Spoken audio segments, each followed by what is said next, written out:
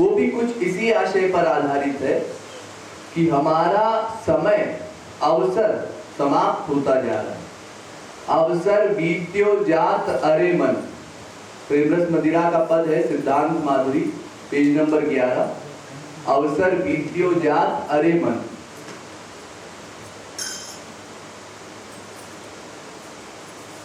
यहाँ पर महाराज जी अवसर की बात करते हैं। वो किस अवसर की बात कर रहे हैं? देखिए, वैसे तो संसारी दृष्टि से देखा जाए तो एक अवसर हम लोग मानते हैं इस शरीर की सीमा को। क्या मतलब? मतलब ये जो शरीर आपका है ना, इसकी आयु लिमिटेड है। ये तो हम सब लोग जानते हैं, देखते हैं, सुनते हैं संसार में भी।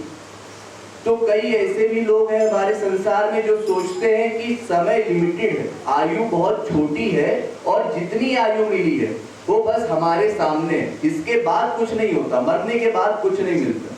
इसीलिए कई लोगों ने ये सिद्धांत भी बनवा दिया कि यावत जीवे सुखम जीवे दृढ़म कृत्वा घृतम पीवे और भस्मीभूतस्य देहस्य पुनरागमनम कुतः।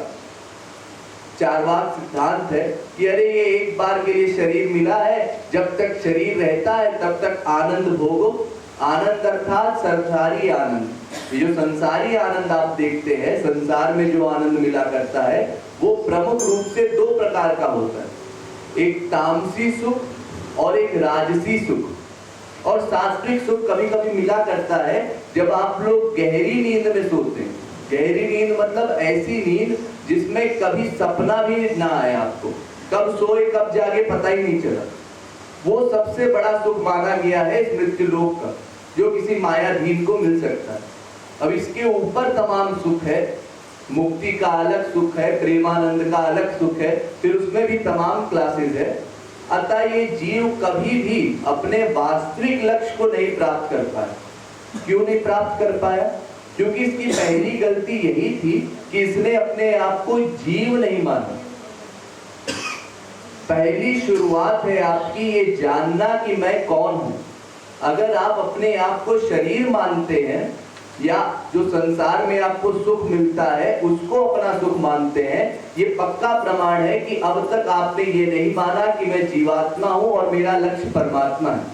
अगर कोई अपने आप को शरीर मानता है तो संसार संबंधी सुख को अपना सुख मानेगा, और अगर अपने आप को जीव मानता है तो फिर परमात्मा संबंधी सुख को अपना मानेगा, क्योंकि जीव को सुख तो परमात्मा ही दे सकता है, फिर भगवान को पाने की कोशिश करेगा। इसलिए पहले तो ये बात अपने मन में बिठानी चाहिए कि हम लोग जीव हैं और हम लोगों को ये जो शरीर मिला है ये कपड़े के समान है। जैसे आप लोग रोज कपड़ा बदला करते हैं ना, उसी प्रकार से ये मनुष्य 84 लाख प्रकार की योनियों के शरीर बदला करता है, और जब तक आनंद नहीं मिल जाता भविष्य में भी ये अलग अलग प्रकार के शरीर धारण करता रहेगा, तमाम भोग भोगता रहेगा।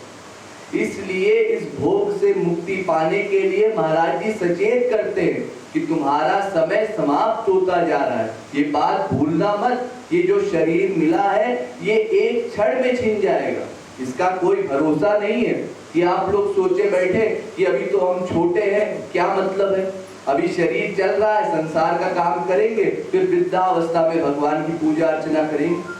अरे कौन वृद्धावस्था को देखता है? वेदों का उपदेश है कि उत्तिष्ठता जागृता प्राप्य बरानि बोध, यानी उठो जागो, किसी महापुरुष की शरणागति में जाओ, वो महापुरुष जो तुमको ये ज्ञान करवा सके कि तुम कौन हो और तुम्हारा कौन है। जब ये रियलाइजेशन हो जाएगा कि मैं जीवात्मा हूं, मेरा परमात्मा है, तब जाकर के परमात्मा को पाने का प्रयास करेंगे।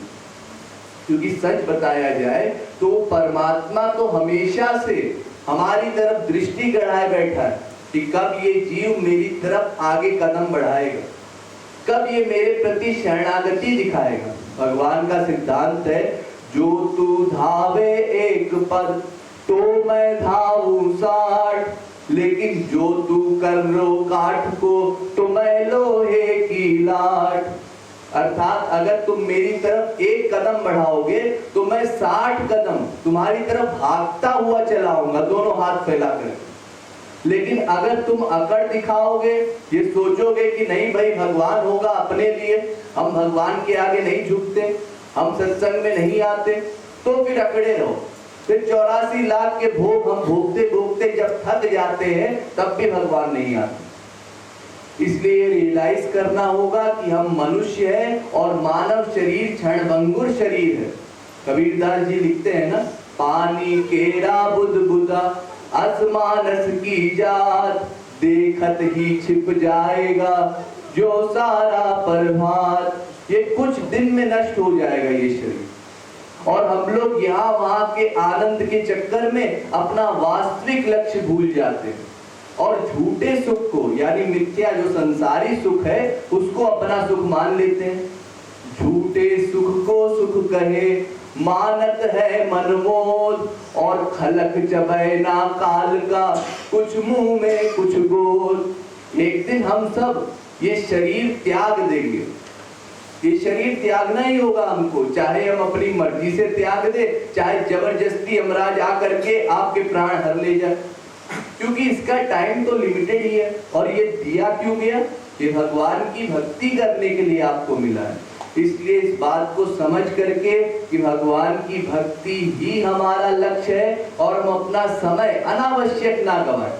जितना समय शरीर के लिए आवश्यक है उतना समय छोड़ करके जो समय बचता है वो समय भगवान में दे, सत्संग में दे।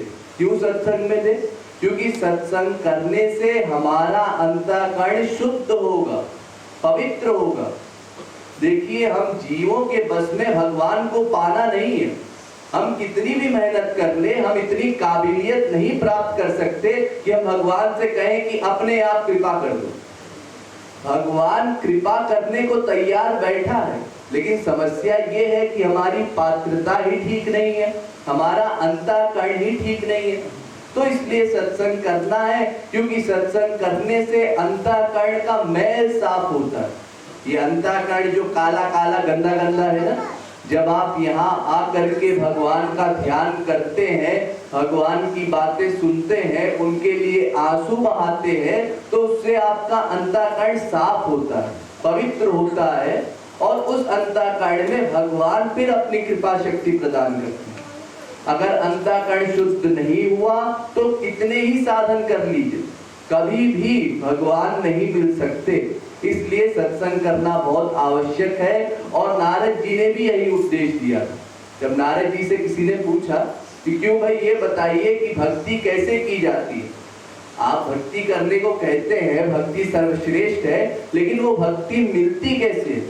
तो उन्होंने उत्तर दिया, गुरु शुश्रूषया भक्त्या सर्वलब्धार्पणेन च संगेन साधु भक्तानाम। एक ही उसका उत्तर है, वो है सत्संग। भगवान के भक्तों का संग करने से फिर आपके भीतर भगवान को पाने की इच्छा उत्पन्न होती है और उस इच्छा से आपका अंतःकरण शुद्ध होता है। इसलिए गुरु की सेवा करना, गुरु का सत्संग करना, बस यही एक उपाय है। वैसे तो बहुत सारे उपाय हैं, लेकिन एक ही वो उपाय है जिससे आपका वास्तविक लाभ हो सकता है। अवसर बीतो जात हरे मन,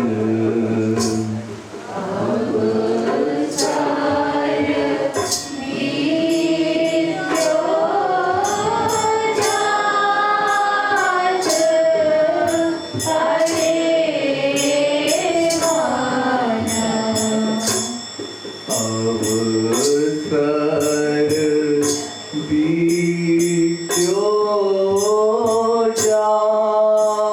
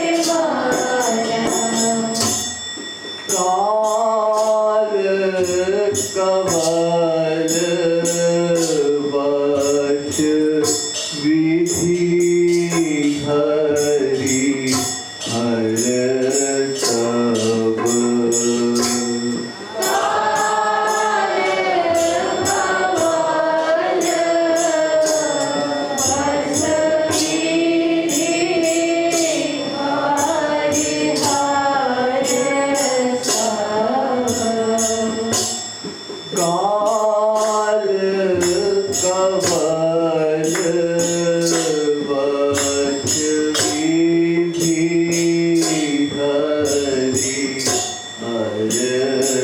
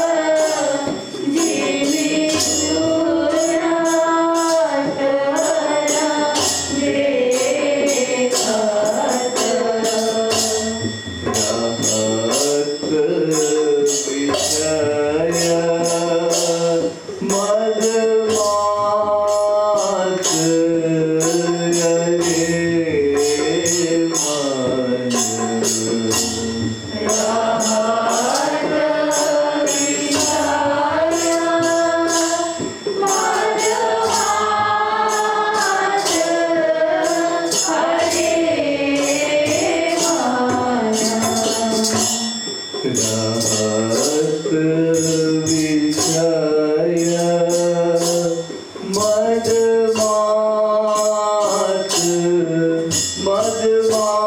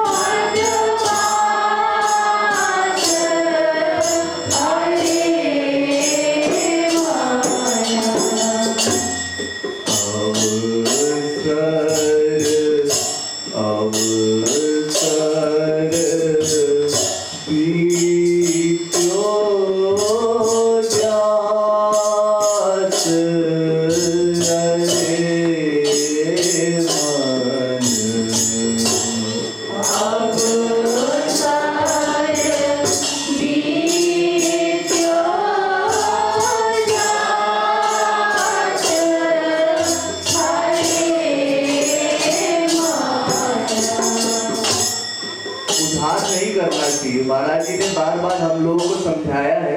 हम लोगों की अक्सर ये आदत है, संसारी काम में व्यस्त है जी।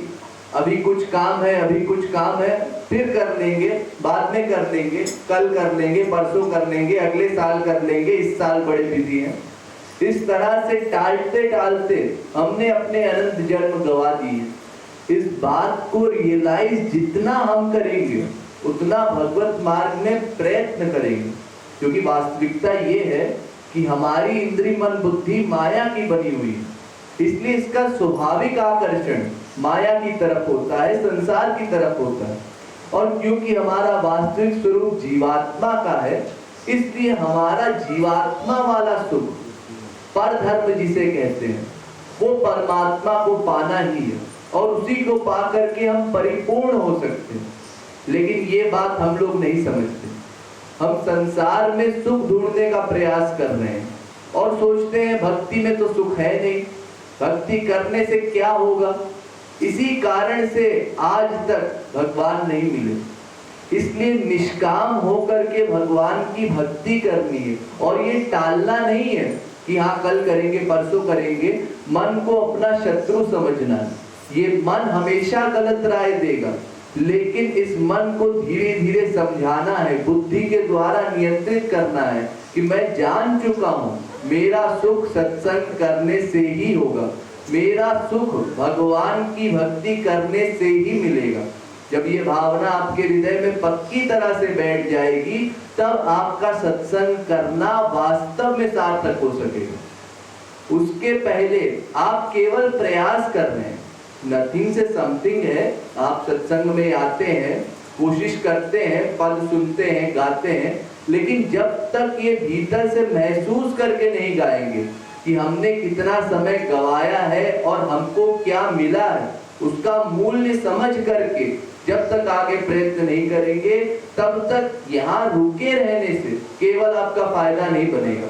इसलिए भीतर से फील करना है कि हमको इस स्वर्णिम युग में ऐसे महात्मा मिले हैं, ऐसा सत्संग का वातावरण मिला है। इस सत्संग के वातावरण को पा करके हम भगवान को प्राप्त कर सकते हैं, इसलिए हम इसका लाभ लें, इसको गवाए ना। तो अवसर बीत्यो जात हरे मन।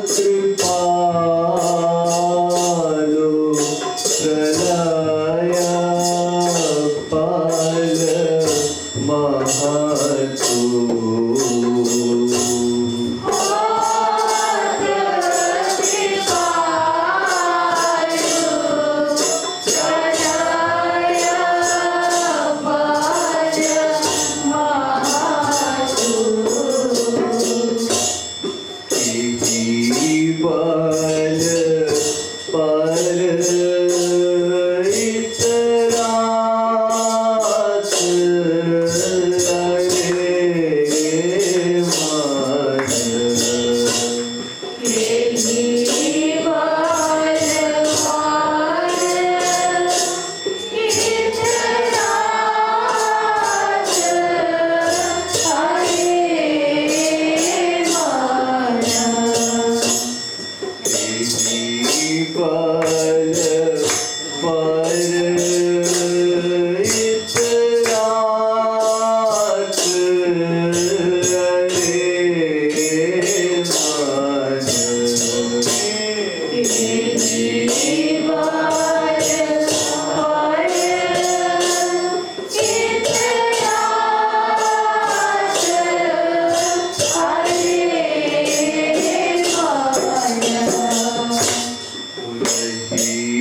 अरे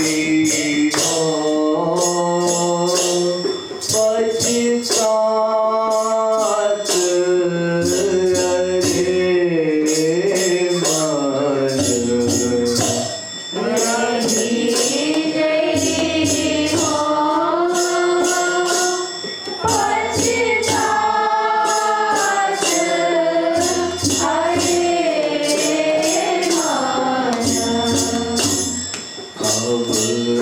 अवसर दी